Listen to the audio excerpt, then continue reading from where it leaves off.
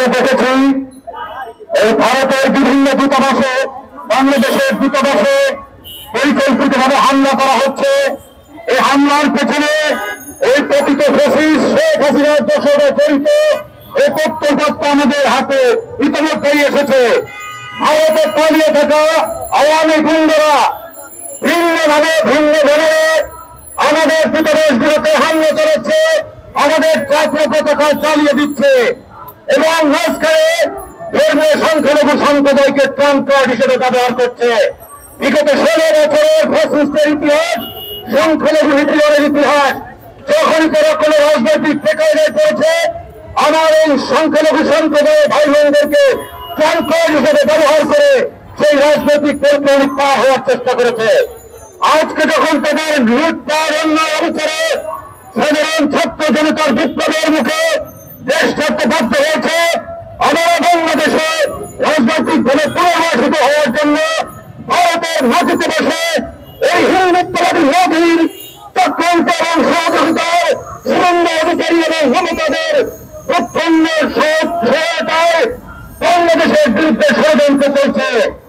এই ভারতীয় সরকারের প্রতি আমরা পরিষ্কার বলতে চাই, এই 56,000 বর্গমাইলের বাংলাদেশ, এই জল সবুজের পতাকা, এই অসাম্প্রদায়িক বাংলাদেশ রক্ষায় ছাত্র জনতা জুলাই বিপ্লবে যেভাবে রাজনৈতিক প্রতিবাদ বলে এই ফসলাদের বিরুদ্ধে লড়েছে, আগামী দিনে আপনাদের এই সম্প্রসারণবাদ এবং আখণ্ডিত হিন্দুত্ব ভারত যে স্বপ্ন আপনারা দেখছেন, সেই স্বপ্নের বুকে আমরা চক্রাঘাত করতে প্রস্তুত রয়েছি।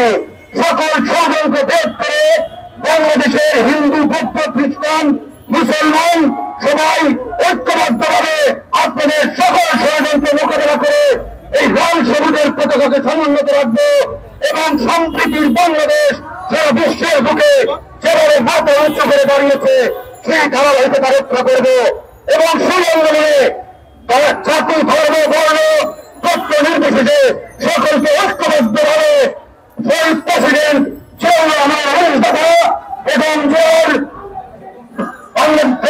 আন্দোলনের যে নীতি এবং তারুণ্য অঙ্কের তারেক রহমানের 31 দফাকে বুকে নরম করে হাতিয়ার বানিয়ে আমরা লড়ে যাব, সেই তথ্য ব্যক্ত করে আমার বক্তব্য শেষ করছি।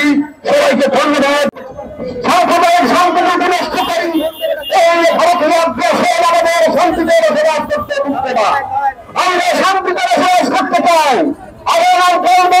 আমরা হিন্দু, মুসলমান, খ্রিস্টান বৌদ্ধ একসাথে বসবাস করে আসছি। আমরা বিভিন্ন প্রজন্মকে মানুষ করে আমাদের প্রমাণ করে মুসলমান ভাই বোনের পাশে পেয়েছি, আমরাও তাদের মুসলমান ভাই বোনের পাশে থেকেছি। এইভাবে আমরা আমরা বসবাস করে এসেছি, আগামীতে আমরা বসবাস করতে চাই।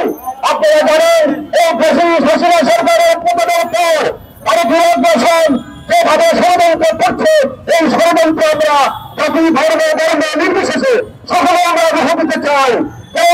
আগস্টের পরে এই ষড়যন্ত্র থামেনি, এখন ষড়যন্ত্র চলছে। তাই বলতে আমরা আপনাদের কাছে আহ্বান জানাই, সনাতন ধর্ম ভাইদের কাছে আবেদন জানাই, আপনারা আপনাদের তা দেবেন না।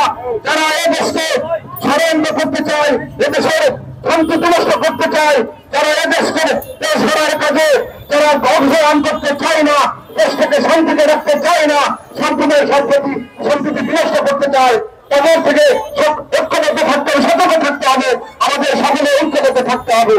বিএনপির ভারপ্রাপ্ত চেয়ারম্যান তারেক রহমান বলেছেন, আমরা কোন সংখ্যালঘু নই, আমরা সবাই বাংলাদেশী। সেই সম্পর্কে আমাদের হাত ধরে আমরা চাই এই দেশটাকে একটি শান্তিপূর্ণ একটা সুন্দর সমাজ গড়ে দিতে। তাই এই বিপ্লবের সরকারকে বলবো, আপনারা একটা সুন্দর নির্বাচন দিয়ে একটা সুন্দর গণতান্ত্রিক পরিবেশ সৃষ্টি করেন। আমরা গণতান্ত্রিক দলের কাছে ক্ষমতা হস্তান্তর করতে চাই।